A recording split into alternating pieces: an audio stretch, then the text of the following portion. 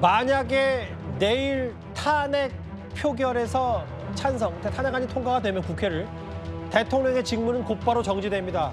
이 가정을 했을 때 만 하루, 20시간도 채 남지 않았는데요.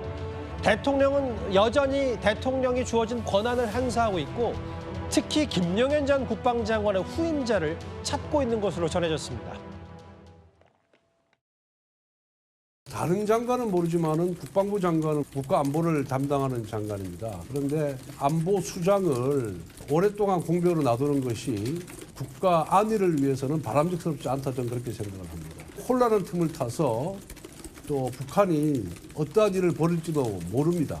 지금 대통령이 대통령으로서의 역할을 제대로 못하고 있기 때문에 국방부 장관을 빨리 임명해서 대한민국의 안보를 책임지게 할 필요가 있다고 생각합니다.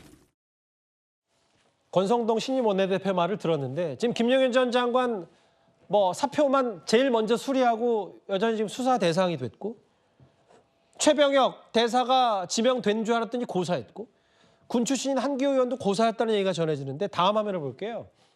한동훈 대표가 이제 명시적으로 얘기한 것 같아요. 박상수 대변인.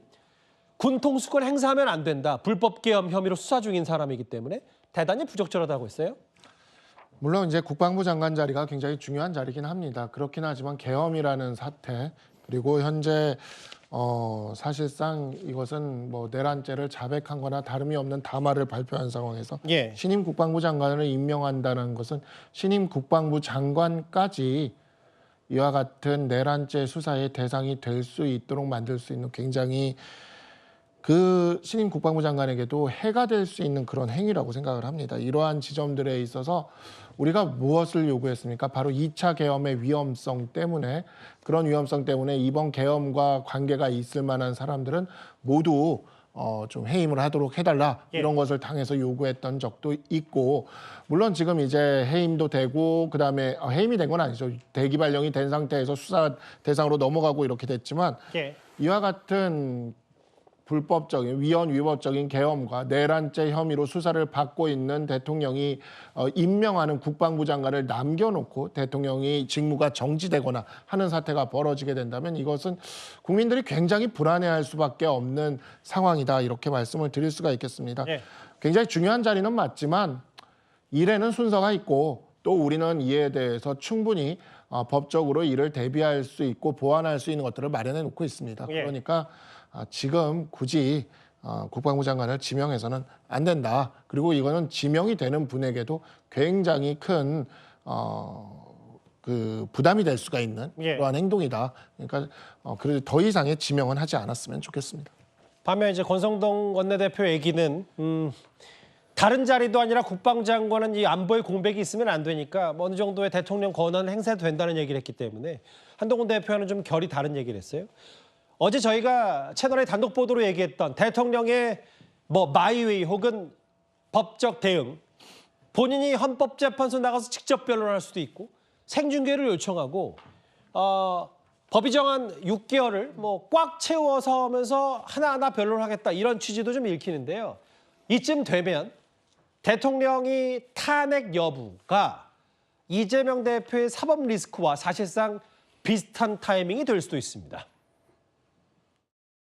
탄핵 심판의 결과와 또 이재명 대표의 이 공직선거법 재판 어떤 것이 먼저 결론이 날 것인가 이걸 많은 분들이 궁금해하세요. 이재명 대표는 항소심 2심 고등법원에서 소송 기록이 도착했다 이제 항소장 내라 하고 통지서를 보내는데 그것조차 수령을 하지 않고 있죠. 법원에서는 빨리 집행관을 동원해서 이재명 대표가 나타나는 현장에 급습해서 소송 기록 통지서를 전달을 하고 재판부에서 나오도록 해야 되고요.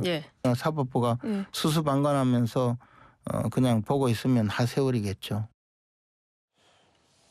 김재현 최고위원의 주장은 이재명 대표도 계속 본인의 공직선거법 위반 1심 1재판을 계속 지연할 거다. 그럼 거의 6개월. 모르겠어요. 이제 만약에 탄핵 소추안이 통과가 돼서 헌법재판소의 윤 대통령의 거취가 공이 넘어가더라도 그게 반년 정도는 두 사람 다 비슷한 타이밍의 결론이 나올 수가 있는 거예요?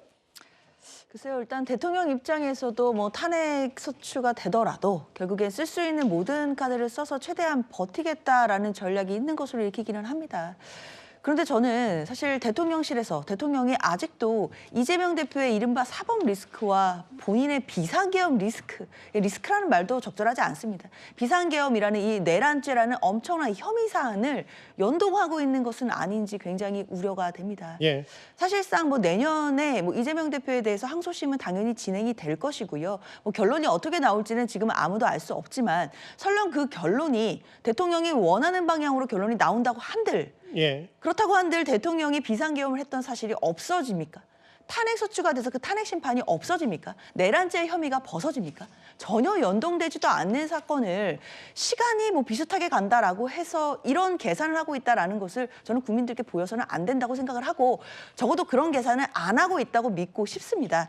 사실 그리고 이 모습 자체가 우리가 기대하는 대통령의 모습은 아닐 것 같아요. 지금 헌정사상 또다시 대통령이 탄핵될지 말지를 겪어야 하는 국민들의 이 상처와 아픔은 돌보지 않습니까? 대통령으로서는 이 탄핵 심판 절차를 어떻게 해서든 시간을 끌어보겠다 이런 전략을 쓸 때가 아니고요. 이 권한대행 체제가 이루어지더라도 이런 부분들을 조속히 마무리해서 우리의 헌정 질서가 수호되고 계속 중단된 없이 이어질 수 있도록 대통령이 책무를 다하는 것이 저는 국민에게 도리가 아닌가 아쉬움이 듭니다. 뭐 반면 이제 여당에서는 이재명 대표 사법 리스크의 시점과 이제 많이 비교를 하고 있으니까요.